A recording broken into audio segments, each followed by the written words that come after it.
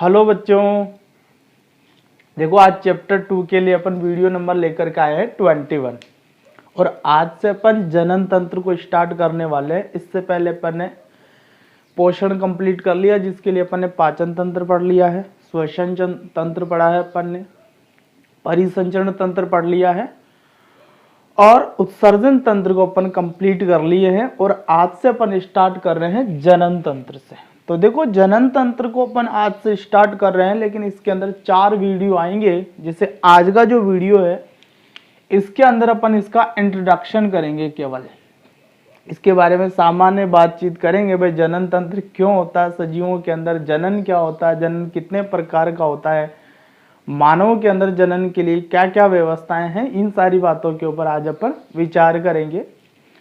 इसके बाद में जो अगला वीडियो आने वाला है वो नर जनन तंत्र पर आएगा। उसके बाद में एक वीडियो आएगा मादा जनन तंत्र के ऊपर और लास्ट का जो वीडियो आएगा वो आपका आएगा प्रजनन की अवस्थाओं पर। ठीक है, तो आज का स्टार्ट करते हैं अपन, जिसके अंदर अपन क्या करने वाले हैं, जनन तंत्र का इंट्रोडक्शन करने वाले हैं। तो देखिए सबसे पहले तो अपन ये जान लेते हैं कि जनन तंत्र क्या होता है। तो क्या होगा जनन तंत्र, तो अपन ऐसे बोलेंगे, सजीवों में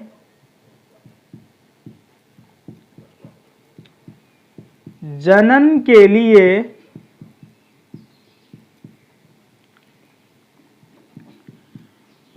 पाए जाने वाले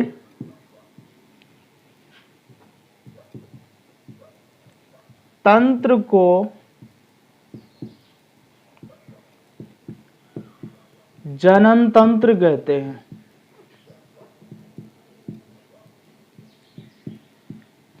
तो सजीवों के अंदर जनन के लिए जो तंत्र पाया जाता है उसे अपन क्या बोलते हैं, जनन तंत्र बोलते हैं। अब हमारे सामने एक प्रश्न आता है कि हमने जनन के लिए पाए जाने वाला जो तंत्र उसको जनन तंत्र बोल दिया, तो ये जनन क्या होता है। तो देखो जनन किसे बोलेंगे अपन,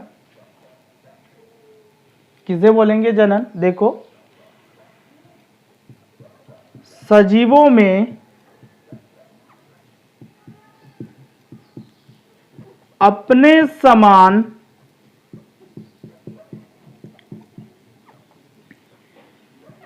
नए जीव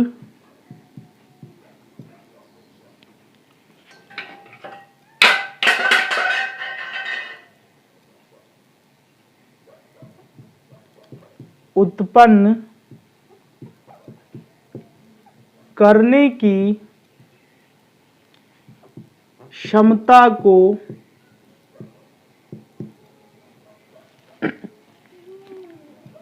जनन या प्रजनन कहते हैं। जनन या प्रजनन कहते हैं, यानी कि सजीव अपने समान नए जीव पैदा करता है, नए जीव उत्पन्न करता है, तो वो क्रिया या वो क्षमता क्या कहलाती है, जनन या प्रजनन कहलाती है। अब एक प्रश्न हमारे सामने आता है कि सजीव जनन क्यों करता है। तो देखो कोई भी सजीव जिसका इस धरती पर जन्म हुआ है, एक ना एक दिन उसकी मृत्यु जरूर होती है। ठीक है, लेकिन उसके बावजूद उस जीव की जाति का अस्तित्व इस पृथ्वी पर बना हुआ है। क्यों? क्योंकि मृत्यु से पहले वो क्या करता, अपने समान कुछ नए जीव उत्पन्न करके चला जाता है और वो नए जीव उसकी जाति का अस्तित्व इस पृथ्वी के ऊपर क्या करते हैं, बनाए रखते हैं। तो कोई पूछ ले भाई सजीव जनन क्यों करते हैं, तो हमारा उत्तर ये होगा कि सजीव अपनी जाति का अस्तित्व बनाए रखने के लिए क्या करते हैं, जनन करते हैं। तो यहां पर एक बात ये आ जाएगी, क्या बोलेंगे अपन, कि सजीव अपनी जाति का अस्तित्व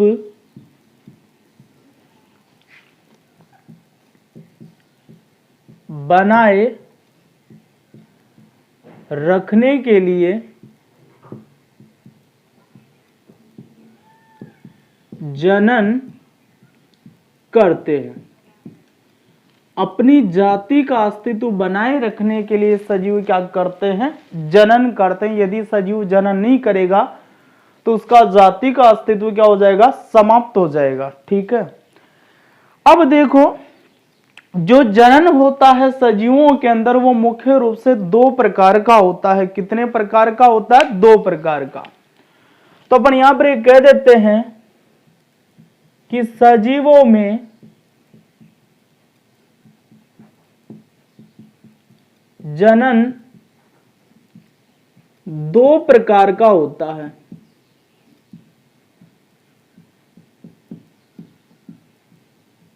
कितने प्रकार का होता है?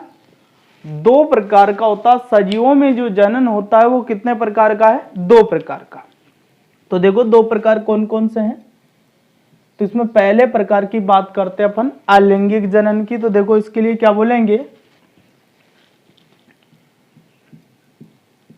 ऐसा जनन जिसमें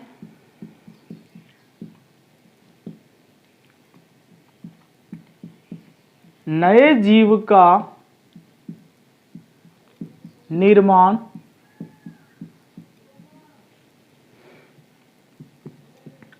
शरीर की विशेष कायिक कोशिका या कायिक खंड से होता है।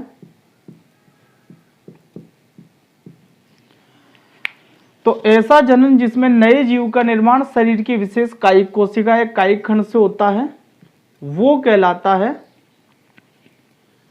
अलैंगिक जनन। अलैंगिक जनन कहलाता है।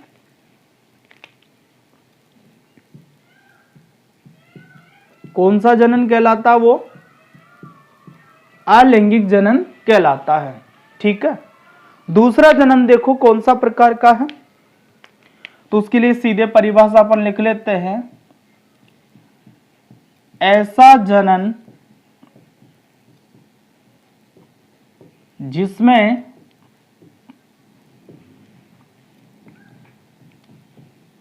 नए जीव का निर्माण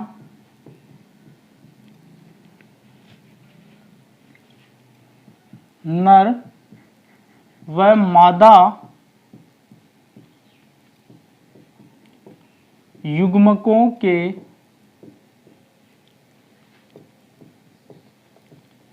संलयन से बने युग्मनज से होता है।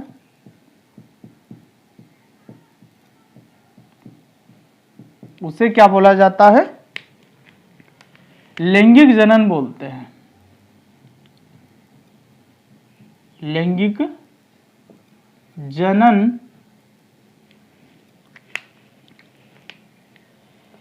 कहलाता है। क्या कहलाता है? लैंगिक जनन कहलाता है। तो सजीवों में 2 प्रकार का जनन हो गया, एक तो अलैंगिक जनन है और दूसरा लैंगिक जनन है। तो अलैंगिक जनन में तो क्या होता है? नए जीव का निर्माण शरीर की किसी कायिक कोशिका या विशेष कायिक खंड के द्वारा होती है, तो उसे तो बोला जाता है अलैंगिक जनन। लैंगिक जनन में क्या होता है कि पहले नर और मादा युग्मकों का निर्माण होता है और उन नर और मादा युग्मकों के संलयन से एक नई कोशिका बनती है युग्मनज, और उसी युग्मनज से नए जीव का निर्माण होता है। तो अपन ने ऐसा बोला, ऐसा जनन जिसमें नए जीव का निर्माण नर व मादा युग्मकों के संलयन से बने युग्मनज से होता है, उसे क्या बोला जाता है? लैंगिक जनन बोला जाता है।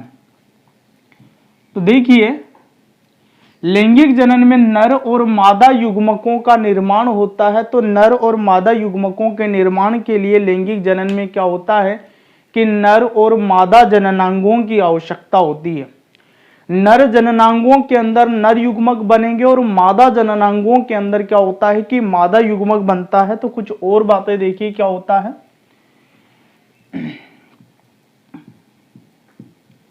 लैंगिक जनन के लिए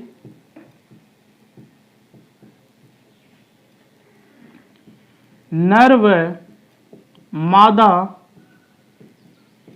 जननांगों की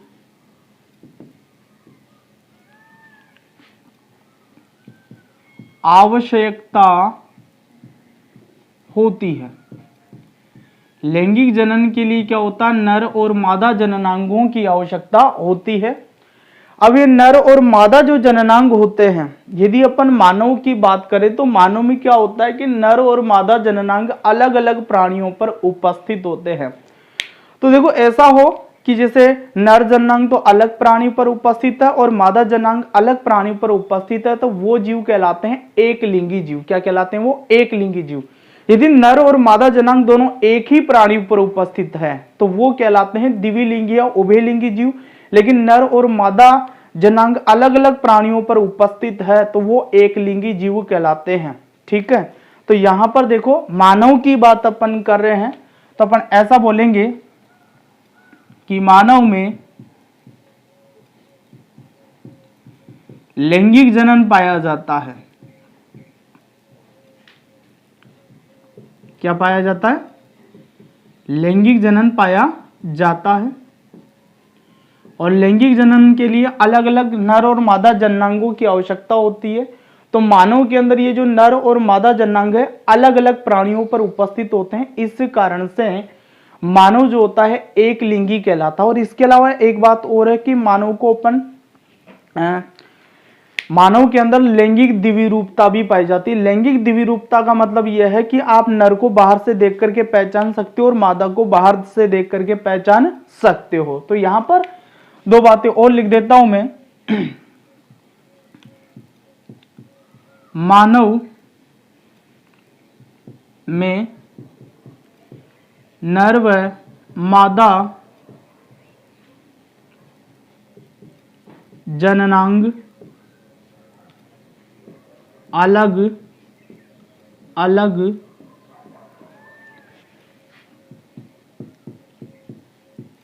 प्राणियों पर उपस्थित होते हैं। अतः मानव एक लिंगी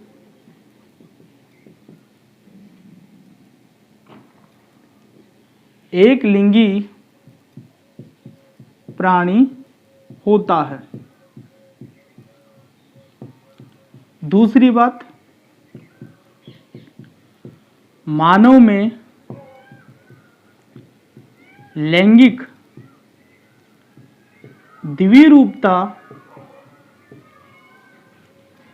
पाई जाती है।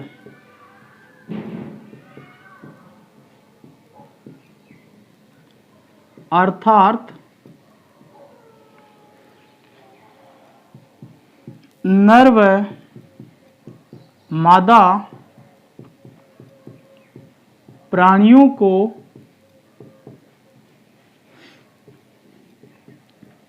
बाहर से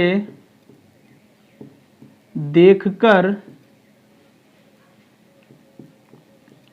पहचान सकते हैं। बाहर से देखकर पहचान सकते हैं। तो क्या बताया अपन ने? मानव में नर और मादा जनांग अलग अलग प्राणियों पर उपस्थित होने के कारण मानव को क्या बोला जाता है? एक लिंगी प्राणी बोला जाता है। या तो वो नर ही होगा या मादा ही होगा। यदि नर है तो उसमें नर जनन तंत्र पाया जाएगा और यदि वो मादा है तो उसमें मादा जनन तंत्र पाया जाएगा। ठीक है। दूसरा देखो, मानव में लैंगिक द्विरूपता है। लैंगिक द्विरूपता का मतलब क्या है कि नर और मादा जो प्राणी है उसको बाहर से देख करके अपन पहचान सकते हैं। उसकी जो आकारिकी है उसको देख करके पहचान सकते हैं भाई ये नर है और ये क्या है? मादा है। ठीक है। तो देखिए सारी बातों को एक बार अपन दोहरान करेंगे। पहले जी बात अपन ने क्या बताई कि सजीवों में जनन के लिए पाए जाने वाले तंत्र को क्या बोला जाता है? जनन तंत्र बोला जाता है। सजीवों में अपने समान नए जीव उत्पन्न करने की क्षमताएं क्या कहलाती है? जनन या प्रजनन कहलाती है। सजीव जनन क्यों करते हैं? सजीव अपनी जाति का अस्तित्व बनाए रखने के लिए क्या करते हैं? जनन करते हैं। अब सजीवों के अंदर जो जनन होता है वो कितने प्रकार का बताया अपन ने? 2 प्रकार का बताया है। तो सजीवों में 2 प्रकार का जनन है, एक तो अलैंगिक जनन है और दूसरा कौन सा जनन है? लैंगिक जनन है। तो देखिए सबसे पहले अपन ने अलैंगिक जनन की बात करी। तो अलैंगिक जनन क्या होता है? छोटे स्तर के जीवों में पाया जाता है और अपने को तो मानव का जो जनन है उसके बारे में पढ़ना है यहाँ पर। तो अलैंगिक जनन क्या होता है? ऐसा जनन जिसमें नए जीव का निर्माण शरीर की विशेष कायिक कोशिकाओं या कायिक खंड से होता है, उसे तो अपन क्या बोलते हैं? अलैंगिक जनन बोलते हैं। दूसरा ऐसा जनन जिसमें नए जीवों का निर्माण नर व मादा युग्मकों के सलियन से बने युग्मनज से होता है, उसे क्या बोला जाता है? लैंगिक जनन बोला जाता है। तो लैंगिक जनन के लिए क्या होता है कि नर और मादा जननांगों की आवश्यकता होती है। ठीक है, मानव के अंदर कौन सा जनन पाया जाता है? लैंगिक जनन पाया जाता। तो देखो मानव के अंदर नर और मादा जननांग अलग अलग प्राणियों पर उपस्थित है, इसलिए मानव को क्या बोला जाता है? एक लिंगी प्राणी बोला जाता है। और मानव के अंदर लैंगिक द्विरूपता पाई जाती है, यानी कि नर और मादा प्राणी को बाहर से देख करके क्या किया जा सकता है? पहचाना जा सकता है। तो 2 बातें और लिख रहा हूं, देखो यहां पर लिख देता हूं मैं। नर प्राणी में नर जननांग या नर जनन तंत्र भी आप बोल सकते हैं, पाए जाते हैं तथा नर जननांगों में नर युग्मक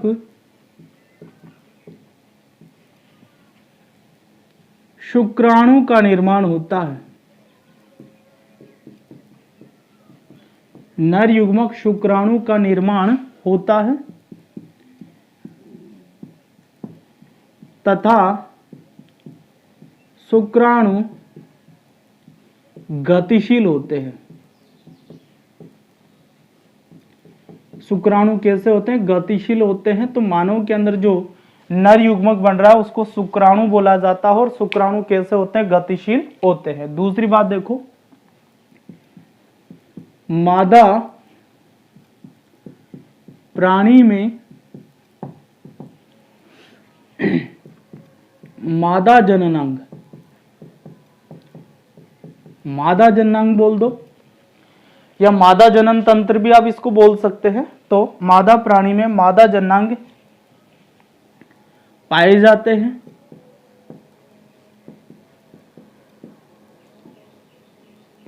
हैं तथा मादा जननांग में मादा युग्मक। अब यहां पर मादा युग्मक को अपन बोलते हैं अंडाणु या अंडकोशिका। तो यहां मैं लिख देता हूं अंडाणु का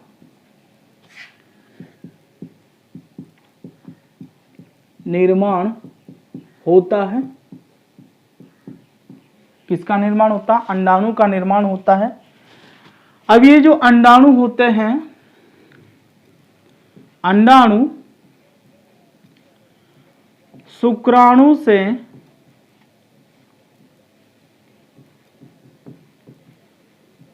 बड़े आकार के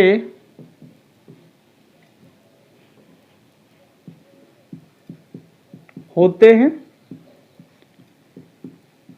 तथा स्थिर होते हैं। स्थिर होते का मतलब यह है कि यह गतिशील नहीं होता। गतिशील कौन होता है? शुक्राणु होता है। तो आसानी से गति वो ही कर सकता है जिसका वजन क्या होता है? कम होता है। ठीक है ना? तो यहां पर देखो जो शुक्राणु होता है वो गतिशील है क्योंकि इसका जो वजन होता है, भार होता है, वो कम होता है। जबकि जो अंडाणु है ये बड़े आकार के होने के कारण क्या होते हैं? स्थिर होते हैं। तो देखो नर के अंदर नर जनांग और मादा जनांग अलग अलग प्राणियों पर है।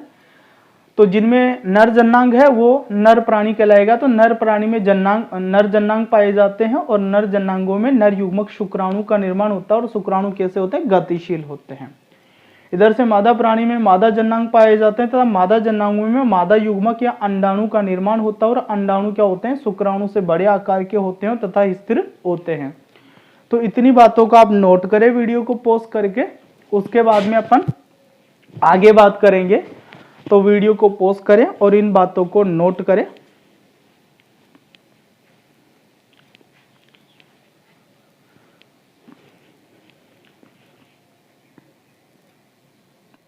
तो इतनी बातों को नोट करने के बाद में अपन आगे बढ़ते हैं थोड़ा सा। तो कुछ बातें और बताता हूं इसमें से ही आपको।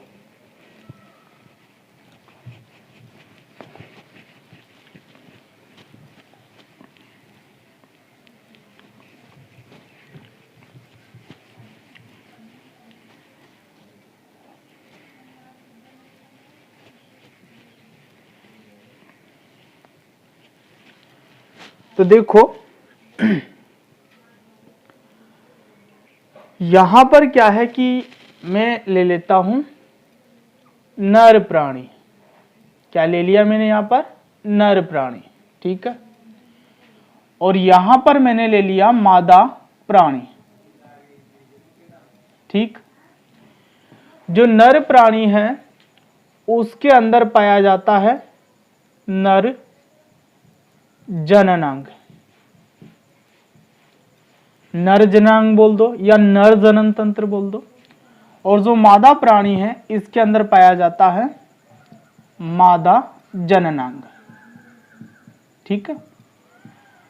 तो मादा जननांग बोल दो या मादा जनन तंत्र बोल दो, एक ही बात है। अब देखो क्या होता है कि जो नर जननांग है इसके अंदर तो बनते हैं नर युग्मक, और नर युग्मक को अपन ने एक दूसरा नाम दिया है शुक्राणु। क्या नाम दिया है? शुक्राणु, ठीक है। जो मादा जननांग है इसके अंदर बनते हैं मादा युग्मक, और मादा युग्मक को अपन ने एक दूसरा नाम दिया है अंडाणु। क्या नाम दिया है? अंडाणु। तो देखो शुक्राणु जो होता है हल्के वजन का होता है, कुछ इस तरीके का सा कि इसका क्या होता है कि आकार होता है। और जो अंडाणु है बड़े आकार का होता है, तो कुछ इस तरीके का सा कि इसका क्या होता है? आकार होता है। ये हल्का होने के कारण कैसा होता है? गतिशील होता है, ठीक है। और ये भारी होने के कारण कैसा होता है? स्थिर होता है। कैसा होता है? स्थिर होता है। अब देखो क्या होता है कि ये जो शुक्राणु है ये गति करता हुआ किसके पास में पहुंचता है? मादा युग्मक के पास में पहुंचता है। और जब ये मादा युग्मक के पास में पहुंचता है तो इन दोनों का संलयन होता है, इन दोनों के बीच में निषेचन होता है। तो इन दोनों के मिलने से जो क्रिया हुई उससे अपन बोलेंगे निषेचन या युग्मक संलयन। क्या बोलेंगे? निषेचन या युग्मक संलयन। और इस निषेचन या युग्मक संलयन से एक नई कोशिका बनती है जिससे अपन बोलते हैं युग्मनज।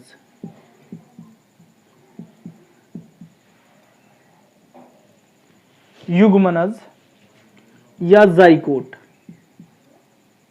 जाइगोट। तो ये युग्मनज या जाइगोट है। इसके अंदर बाद में क्या होता है कि समसूत्री विभाजन होता है।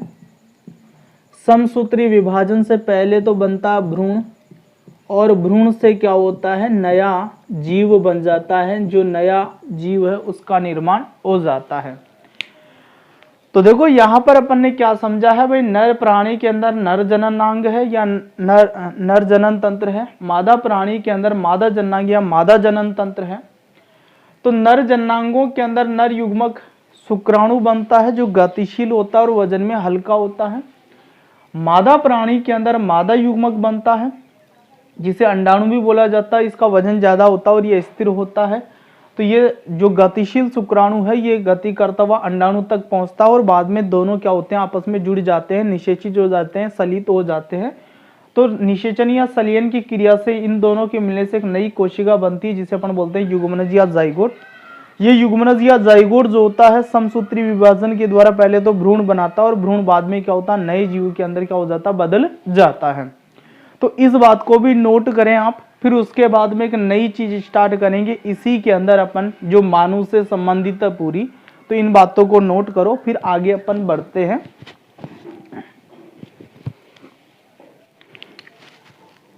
अब इसके बाद में देखो कुछ और बातें आपको याद रखनी है। तो वैसे तो क्या मैंने बोर्ड पे सब कुछ लिख रखा है लेकिन थोड़ा सा अपने को समझना है। तो देखिए मानव के अंदर क्या जन्म से ही नर जनांग या मादा जनांग तो उपस्थित होता है, लेकिन उपस्थित होने के बाद में क्या होता है कि एक निश्चित आयु होती है और उस निश्चित आयु के बाद में उसके जो जनन अंग वो क्रियाशील होते हैं या परिपक्व होना शुरू होते हैं। तो देखिए मानव में जननांग एक निश्चित आयु पर क्रियाशील होते हैं और इस आयु को अपन बोलते हैं यौवनारंभ। यौवनारंभ का मतलब है कि उसके जनन अंग अब परिपक्व होना शुरू हो गए हैं। क्या होने शुरू हो गए हैं? परिपक्व होना शुरू हो गए हैं। तो पहली चीज तो आपको यह याद रखनी है कि मानव में जनन अंग एक निश्चित आयु पर क्रियाशील होता है या निश्चित आयु के बाद में परिपक्व होना शुरू होता है और उस आयु को अपन क्या बोलते हैं? यौवनारंभ बोलते हैं। अब देखो नर की तुलना में मादा के अंदर जो यौवनारंभ है वो पहले शुरू हो जाता है। तो जो मादाएं होती है उनके अंदर यौवनारंभ 12 से लेकर के 14 वर्ष की उम्र में शुरू होता है। कब होता है? 12 से लेकर के 14 वर्ष की उम्र के अंदर उनके जो जनन अंग है वो परिपक्व होना शुरू हो जाते हैं और जैसे ही जनन अंग परिपक्व होना शुरू होते हैं तो उस दौरान कुछ लक्षण दिखाई देने लगते हैं मादा के अंदर। तो मादा के अंदर वो जो लक्षण दिखाई देंगे वो यौवनारंभ के लक्षण होंगे और उस यौवनारंभ के लक्षण को अपन द्वितीयक गौण लैंगिक लक्षण भी बोलते हैं। देखो प्राथमिक लैंगिक लक्षण तो वो होते हैं जो जन्म से ही दिख रहे हैं, यानी कि जहां पर नर जनन तंत्र है बन गया या मादा जनन तंत्र बन गया वो प्राथमिक लैंगिक लक्षण है उसका। लेकिन द्वितीयक लैंगिक लक्षण जब शुरू होते हैं तो उसके अंदर मादा के शरीर के अंदर अलग से कुछ परिवर्तन दिखाई देते हैं। तो देखिए यौवनारंभ के समय मादा में निम्न लक्षण या द्वितीयक लैंगिक लक्षण दिखाई देते हैं। तो देखो आवाज का पतली होना, जैसे यौवनारंभ शुरू होता है मादा के अंदर आवाज पतली होना शुरू हो जाती है। त्वचा का तेली होना, पसीने के साथ में क्या होता है एक तेलीय पदार्थ और निकलने लग जाता है। स्तन ग्रंथियों का विकास होना, जो स्तन ग्रंथियां हैं वो फूलने लग जाती है, उनमें उभार चालू हो जाता है। जननांग क्षेत्रों के अंदर बाल का आना और रजोधर्म का शुरू होना। तो इस रजोधर्म में क्या होता है कि मादा के अंदर प्रति महीने प्रत्येक मास योनि मार्ग से क्या होता है कि रक्त आना शुरू हो जाता है। तो मादा के अंदर यौवनारंभ की ये जो 5 लक्षण है ये दिखाई देते हैं। आवाज का पतली होना, त्वचा का तेली हो जाना, स्तन ग्रंथियों का विकास होना, जननांग क्षेत्रों के अंदर क्या होना बालों का आना और रजोधर्म का शुरू हो जाना। ठीक है, इसके बाद में अपन बात करते हैं नर की। तो नर के अंदर यौवनारंभ जो होता है 13 से लेकर 15 वर्ष की आयु में शुरू होता है। ठीक है, तो यौवनारंभ के समय नर के अंदर भी कुछ लक्षण दिखाई देते हैं, जैसे यहाँ आवाज पतली थी तो यहाँ कैसी हो जाएगी? आवाज भारी हो जाएगी। त्वचा का तेली होना, तो इसमें भी त्वचा का तेली तो होना को पसीने के साथ में क्या होगा तेलीय पदार्थ बाहर निकलेगा। इसके अलावा दाढ़ी मूंछ का आना और कांक और जननांग क्षेत्र के अंदर क्या होना बालों का आना। ठीक है, तो जो नर होता है उसके अंदर यौवनारंभ के समय जो लक्षण दिखाई देंगे उसमें क्या कहेगा? आवाज का भारी हो जाना, त्वचा का तेली हो जाना, दाढ़ी मूंछ का आना और खांक और जननांग क्षेत्रों के अंदर क्या होना बालों का आना। अब देखिए मादा के अंदर यौवनारंभ 12 से 14 वर्ष की आयु में शुरू होता है और नर के अंदर 13 से 15 वर्ष की आयु में शुरू होता है। इस आयु के बाद में जननांग परिपक्व होना शुरू होते हैं होते जाते परिपक्व होते जाते हैं और वो 18 से 19 वर्ष की आयु में जाकर के पूरी तरीके से परिपक्व हो जाते हैं जनन अंग। ठीक है, तो देखो मानव में लैंगिक परिपक्वता 18 से 19 वर्ष की उम्र में पूर्ण हो जाती है, यानी कि इस आयु तक उसके जनन अंग पूरी तरीके से क्या हो जाते हैं परिपक्व हो जाते हैं। तो आपने एक अवस्था पढ़ी होगी किशोर अवस्था, जिसमें क्या करते हैं अपन 12 से लेकर के 19 वर्ष तक की आयु का समय लेते हैं। मनुष्य की जो आयु है उसका 12 से लेकर के 19 वर्ष तक की जो आयु उसका समय लेते हैं उसे अपन किशोर अवस्था बोलते हैं। तो इस किशोर अवस्था के अंदर ये जो जनन अंग है ये तो परिपक्व होते ही होते हैं, लेकिन साथ ही साथ उसका जो बौद्धिक है, मानसिक है और जो वैचारिक है, जिसे अपन संवेग भी बोलते हैं, तो उसके अंदर भी परिपक्वता आती है। तो देखो, यौवनारंभ से लैंगिक परिपक्वता के बीच उसकी बौद्धिक का मतलब बुद्धि स्तर पर, मानसिक का मतलब मन स्तर पर भी परिवर्तन होते हैं। उसकी बुद्धि और जो मानसिक स्थिति है वो भी क्या हो जाती है, बदलने लग जाती है। वो अपने आप को समाज में साबित करने की कोशिश करना इस समय क्या करता है, शुरू कर देता है। वो कुछ नए नए सपने देखना चालू कर देगा, या अपना कुछ लक्ष्य बना लेगा, भाई मुझे ये करना है या मुझे आगे चल करके ये बनना है। वो सारी चीजें क्या हो जाती है, उसके अंदर शुरू हो जाती है, इस तरीके के उसके अंदर विचार आना चालू हो जाते हैं। ठीक है, अब देखिए, यौवनारंभ से लेकर के लैंगिक परिपक्वता, यानी कि कितनी आयु मादा के अंदर से, तो 12 से लेकर के 14 वर्ष से लेकर के 18 से 19 की, और नर के अंदर 13 से 15 से लेकर के 18 से 19 वर्ष की आयु है। तो ये जो अवधि है, जिसे मादा के अंदर 12 से 14 वर्ष से लेकर के 18 से 19 वर्ष के बीच की अवधि मान लो, और नर के अंदर 13 से 15 से लेकर के 18 से 19 वर्ष के बीच की अवधि मान लो। तो इस अवधि के अंदर जो भी परिवर्तन आ रहे हैं, कुछ हार्मोन के कारण आते हैं। हमारे शरीर के अंदर क्या होता है कि लिंग हार्मोन स्त्रावित होते हैं, और उन लिंग हार्मोन के कारण ये सारे परिवर्तन होना शुरू होते हैं। तो देखो, नर के अंदर तो वो हार्मोन होता है टेस्टोस्टेरोन हार्मोन, और मादा के अंदर दो हार्मोन होते हैं, एस्ट्रोजन और प्रोजेस्टेरोन हार्मोन। एस्ट्रोजन और प्रोजेस्टेरोन हार्मोन। तो यौवनारंभ में लैंगिक परिपक्वता तक विभिन्न परिवर्तन लिंग हार्मोन के स्त्रवण के कारण होते हैं। तो ये लिंग हार्मोन कौन कौन से? नर के अंदर तो टेस्टोस्टेरोन हार्मोन होता है जो ये सारी क्रियाएं प्रेरित करवाता है, और मादा के अंदर एस्ट्रोजन व प्रोजेस्टेरोन हार्मोन है जो ये सारी क्रियाएं क्या करता है, प्रेरित करवाता है। तो आपको ये मुख्य मुख्य बातें याद रखनी है।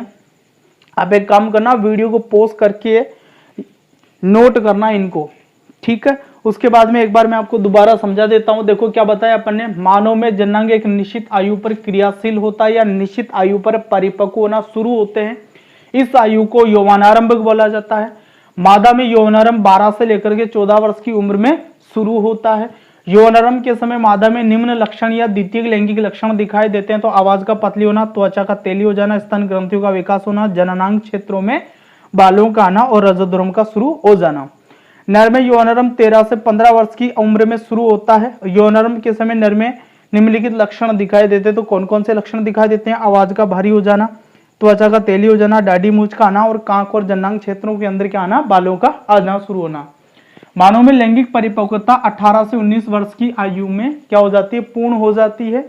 यौवनारंभ में लैंगिक परिपक्वता के बीच की अवधि में क्या होता है, बौद्धिक और मानसिक स्तर पर भी कई सारे उसके अंदर परिवर्तन होते हैं, उसके विचारों में कई सारे परिवर्तन आना चालू हो जाते हैं। यौवनारंभ में लैंगिक परिपक्वता तक विभिन्न परिवर्तन जो होते हैं वो लिंग हार्मोन के स्त्रवण के कारण होते हैं। तो नर के अंदर वो हार्मोन कौन सा होता है जिसके कारण उसमें ये परिपक्वता आ रही है? तो वो हार्मोन है टेस्टोस्टेरोन हार्मोन। और मादा के अंदर कौन से हार्मोन है? प्रोजेस्टेरोन और एस्ट्रोजन हार्मोन। तो एस्ट्रोजन और प्रोजेस्टेरोन हार्मोन ये दोनों, ठीक है। तो इसको उतार लिए होंगे आप। अब इसके बाद में नेक्स्ट वीडियो आपका आएगा नर जनन तंत्र के ऊपर, ठीक है। तो जब तक पढ़ाई करते रहिए।